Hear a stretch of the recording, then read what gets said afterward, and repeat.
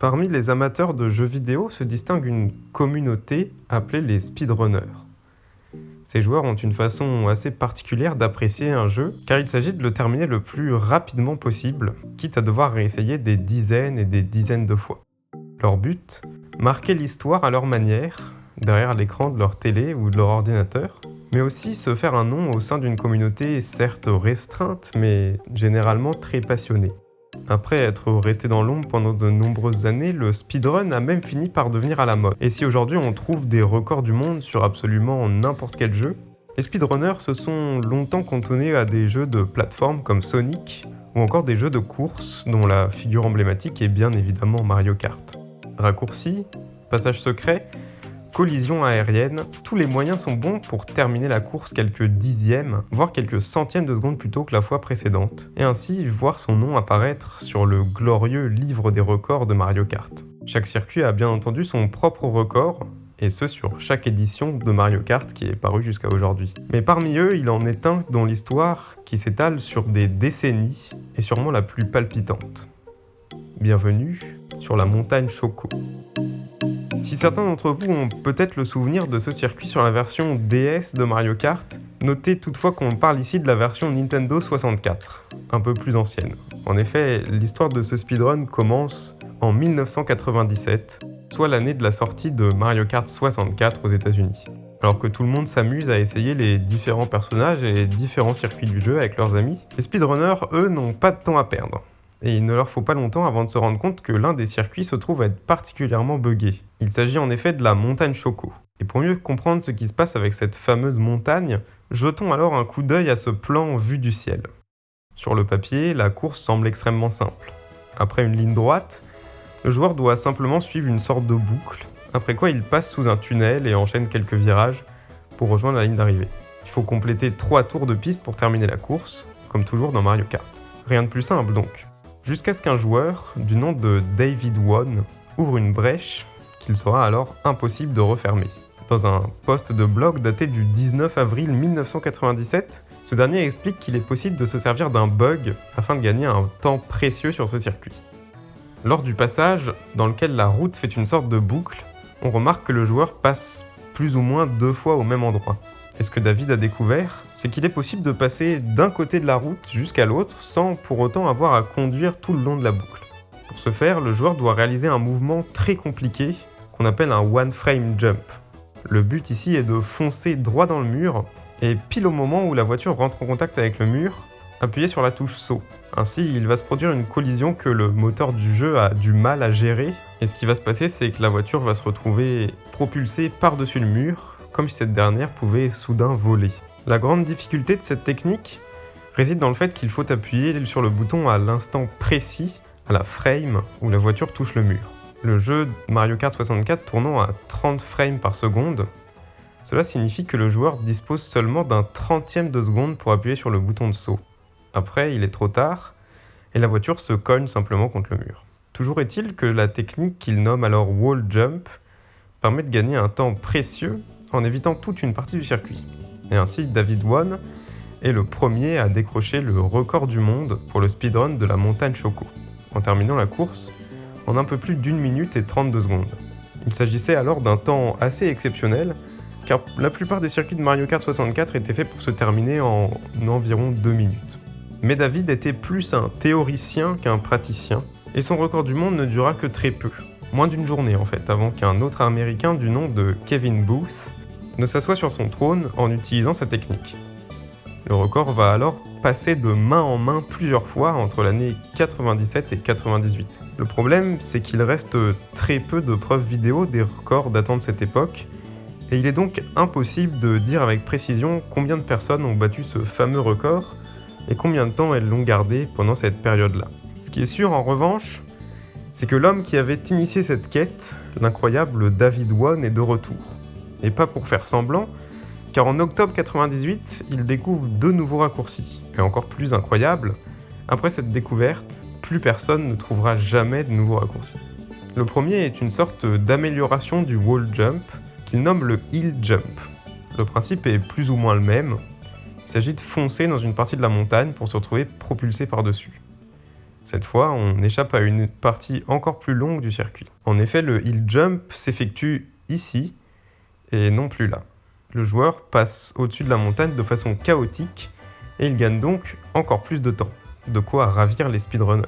Le deuxième raccourci, selon lui, permettrait de gagner un temps absolument considérable, mais il est encore plus compliqué à mettre en place. Dès la ligne de départ, le joueur escalade littéralement la montagne qui se trouve à sa gauche et sort donc des limites du terrain. Il est alors ramassé par l'Akitu, qu'il dépose juste devant la ligne d'arrivée. Et le joueur termine donc le tour en quelques secondes à peine. Pourquoi ? Eh bien Mario Kart 64 utilise un système de checkpoint.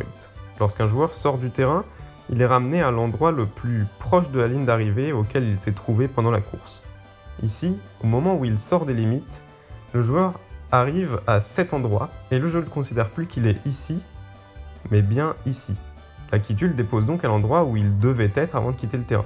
David précise qu'il ne sait pas si cette technique est reproductible car il n'y est parvenu qu'une seule fois, malgré d'innombrables tentatives. Ce deuxième raccourci n'intéressera donc pas vraiment la communauté dans un premier temps, mais ne vous en faites pas, nous y reviendrons bien assez vite.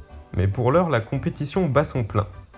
Alors que tout le monde s'affaire à maîtriser le hill jump, un Australien du nom d'Alex Penev va devenir le maître incontesté de la montagne Choco. Le 10 octobre 1998, il effectue un temps record de 1 minute 9 secondes et 46 centièmes en utilisant cette stratégie. Alex va garder le record pendant pas moins de 6 ans en battant son propre temps 7 fois de quelques centièmes pour être sûr que personne ne le dépasse. Alex Penev semble avoir écrasé la concurrence et il devient l'une des plus grandes références au monde en matière de speedrun. Pendant 6 ans, les speedrunners de Mario Kart 64 ont cru que le record ne serait jamais battu et qu'Alex Penev siégerait sur le trône pour toujours. Pourtant, en 2005, un joueur brésilien du nom de Carlo va perfectionner la technique du hill jump. Il parvient à effectuer ce dernier sans que son personnage ne dégringole de la montagne. Il le fait en utilisant un angle très précis, et cela réduit encore un peu le temps nécessaire pour finir la course. Carlo s'empare donc du record mondial avec un temps d'1 minute, 6 secondes et 71 centièmes. S'ensuit alors une bataille acharnée qui durera cette fois plus de 2 ans entre Carlo et un certain VJ, un joueur hollandais. Les deux joueurs souhaitent à tout prix garder le plus longtemps possible le record du speedrun de la montagne Choco. Et c'est VJ qui finit par l'emporter le 8 mai 2007, soit 10 ans après la sortie du jeu. Son temps, 1 petite minute et 30 centièmes. S'ensuit alors une vidéo légendaire. I beat the task, yo! Second lap, man! I don't have the replay because I pressed start and it happened in 10 minutes. Just 10 minutes, man! 10 minutes after my 5:17 on the first lap. I was like, you know what? Let's try second lap. And then I hit it, motherfucker! I went over the finish, I just pressed the shroom, I jumped and then I hit it. I was like, whoa! Et si Alex Penev avait gardé son record pendant 6 ans, VJ gardera le sien pendant 7, sans même avoir besoin de le battre à nouveau. Il faudra attendre 2014 pour voir VJ chuter.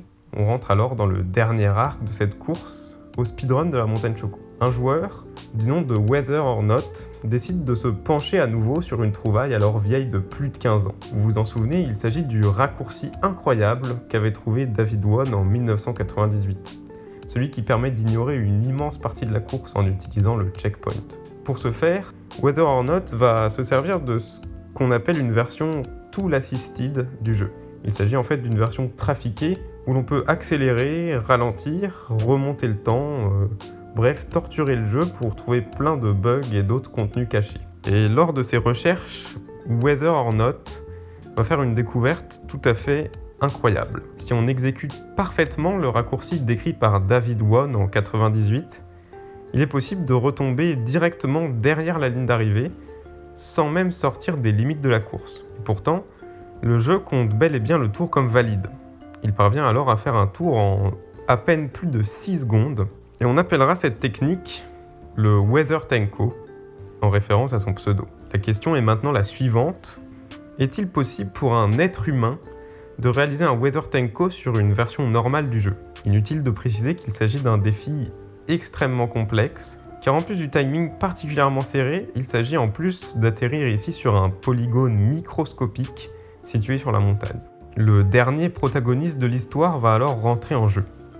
Un joueur américain du nom de Abney317, qui le 3 août 2014 réussit enfin l'exploit. Il poste la première vidéo qui montre un Weather Tanko réussi sur une version officielle du jeu. Toute la communauté des speedrunners est subjuguée et Abney317 se met alors en tête un défi fou. Il va se battre pour le record du monde ultime, une course terminée en effectuant 3 Weather Tanko d'affilée. Abney va effectuer toutes ses tentatives en live sur le site Twitch, et les internautes, curieux devant tant de persévérance, viennent le soutenir jour après jour par petits groupes. Des tentatives, il en fera des dizaines de milliers, sans jamais laisser les bras, même quand il échoue si près du but. Et puis, le 29 octobre 2017, lors de son 722e essai de la journée, et son 24 642e essai au total, Abney317 écrit une bonne fois pour toutes l'histoire de Mario Kart.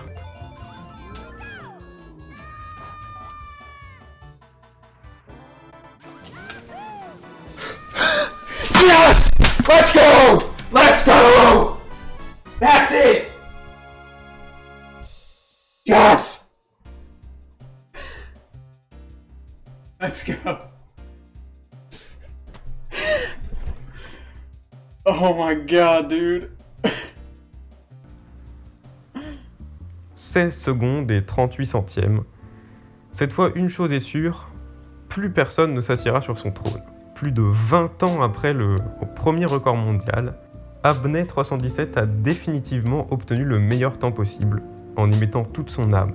Et c'est en bas de cette page que se termine la glorieuse histoire du circuit le plus célèbre du jeu Mario Kart, la montagne Choco. Ce que je trouve absolument incroyable dans cette histoire, c'est la détermination de ces joueurs prêts à tout pour battre un record dont au final personne ne va jamais entendre parler. Tout ce qu'ils cherchent, c'est simplement la reconnaissance des gens qui font partie de leur communauté de speedrunners. Ils n'ont aucune autre motivation que d'être le meilleur dans leur domaine. J'espère que vous aussi cette histoire vous aura plu et qu'elle vous aura ouvert les yeux sur cette communauté au final si peu connue. Si vous avez apprécié la vidéo, n'hésitez pas à la partager et moi je vous dis à bientôt pour une prochaine. Cordialement.